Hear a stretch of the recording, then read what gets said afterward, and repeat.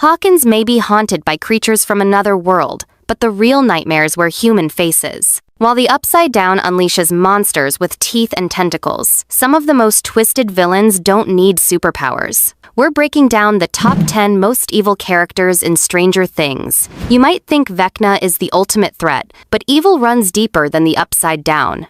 Let's begin with someone who proves that evil doesn't need tentacles. It just needs a terrible father and a lot of selfishness. Lonnie Byers, the father who walked away. Let's be real. Lonnie Byers didn't raise a family. He abandoned one. He only shows up when there's something in it for him. When Will goes missing in season 1, does he return out of love or panic? He shows up hoping to cash in on a lawsuit. Joyce is grieving, barely holding it together, but Lonnie sees dollar signs. He plays the concerned dad, but really, he's just looking for insurance money. And this isn't a one-time mistake. Lonnie has a history of emotional neglect. He pushes Jonathan toward toxic masculinity. He rejects Will's gentle nature. He makes Joyce carry the entire weight of parenting. Lonnie doesn't punch or kill, but his selfishness leaves scars that last a lifetime.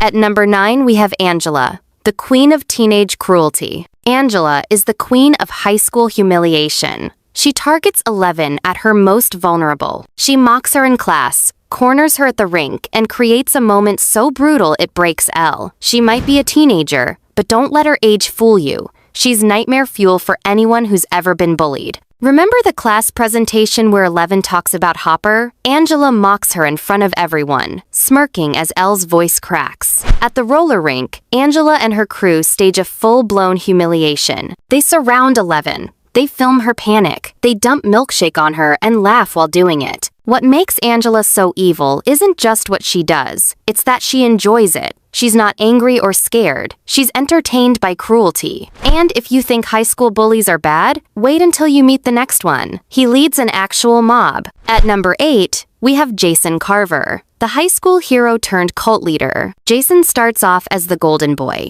basketball captain, pep rally king, hometown heartthrob. But when Chrissy dies, Jason doesn't search for the truth. He blames Eddie Munson and launches a personal crusade. Fueled by rage, he spreads panic through Hawkins. He paints the Hellfire Club as a satanic cult and turns grief into a weapon. It all leads to one of the most chilling scenes. Jason holds Lucas at gunpoint and smashes Max's Walkman, the one thing keeping her alive. That moment nearly kills her. It proves Jason isn't just wrong. He's a true believer in his own twisted cause. He thought he was the hero, but Hawkins didn't need a hero. It needed someone to stop him. Our number 7 spot goes to Dr. Sam Owens, the friendly face with a hidden agenda who comes off as kind, calm, and trustworthy. But don't be fooled because he's part of the same system that caged and experimented on Eleven. In season 2, he helps Will and appears more humane than Brenner. Yet he still keeps secrets, covers things up,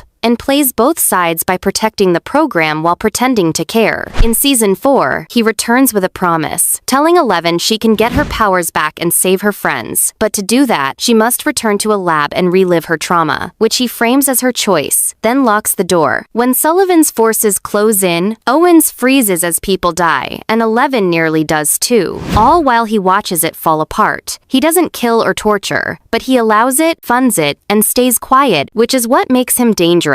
Because while he calls it protection, his choices cause pain, fear, and destruction, all while he hides behind good intentions. And in Hawkins, that kind of evil is just as deadly. At number 6, we have Colonel Jack Sullivan, the man who tried to kill a child. You'd think a national security leader would check the facts, but not Colonel Jack Sullivan, because when mysterious deaths shake Hawkins, he fixates on one target, Eleven. With no evidence, no investigation, just blame, he stormed Dr. Owens' house, tears it apart, and threatens everyone inside. And when he finds nothing, he doubles down by ordering a raid on the Byers' home, where an innocent agent is killed, then tortures another for information on Eleven's location. And when he finally finds her at the Nina Project, he doesn't ask a single question. He gives the order to kill her. No warning, no trial, just a military strike on a traumatized teenager. Sullivan's evil isn't emotional. It's cold, calculated, and merciless. And while he calls it national security,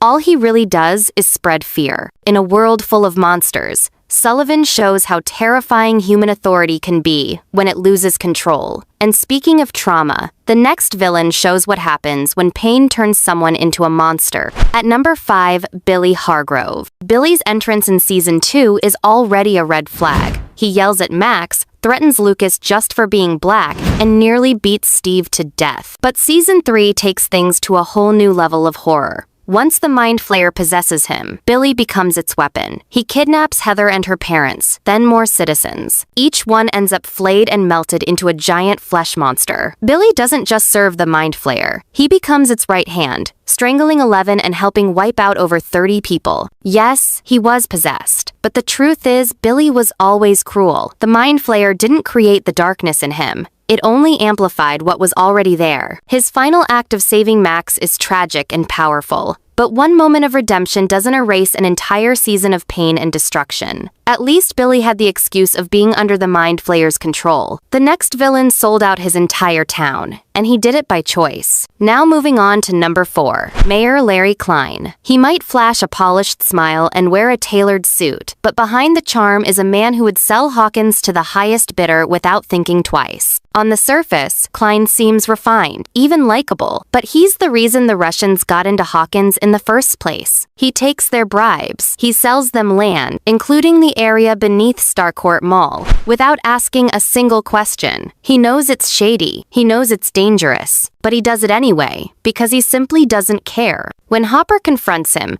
Klein tries to weasel out through blackmail. No remorse, no guilt, just self-preservation disguised as business. His evil isn't loud or violent. It's quiet, subtle, and deadly. He doesn't scream or kill. He signs deals, grins for the cameras, and lets Hawkins rot from the inside out. Think that's bad? The next man trained children to become weapons. At number 3, Dr. Martin Brenner. 11 calls him Papa, but real fathers don't steal babies or erase their names from existence. Dr. Brenner runs the Hawkins lab, where he doesn't just study children, he turns them into psychic weapons. 11, Kali, and the others are pushed beyond their limits, sometimes even tortured, all in the name of science and control. When 11 escapes, it feels like he's finally gone for good. But in Season 4, he returns, speaking of protection and second chances. Instead of setting her free, he locks her in once again, forcing her to relive her trauma. And even as soldiers close in, Brenner still chooses control over her safety.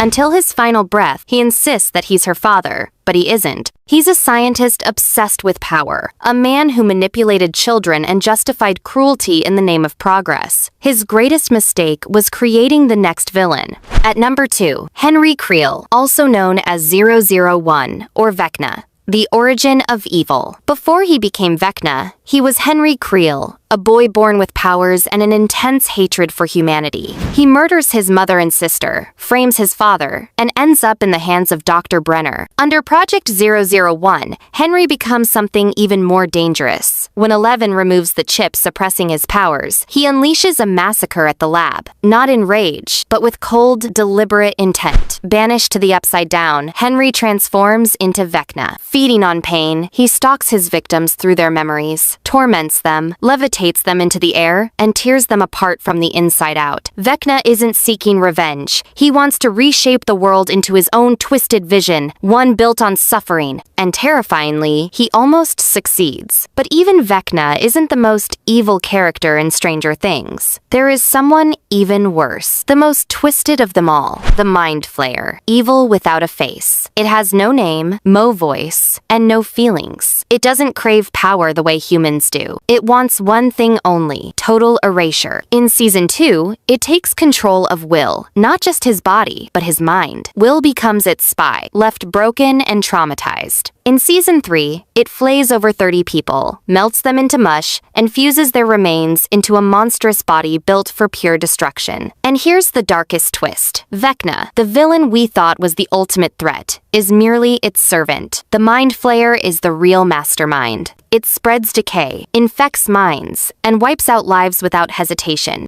It doesn't speak. It doesn't feel. It never stops. That's why the Mind Flayer is the most evil force in all of Stranger Things. Do you agree with this list? Or is there someone even darker lurking in the shadows of the Upside Down? Let us know your thoughts in the comments, because Stranger Things Season 5 might flip everything we think we know. Hit that like button, subscribe if you dare, and check out our next video on the most heartbreaking deaths in Hawkins history.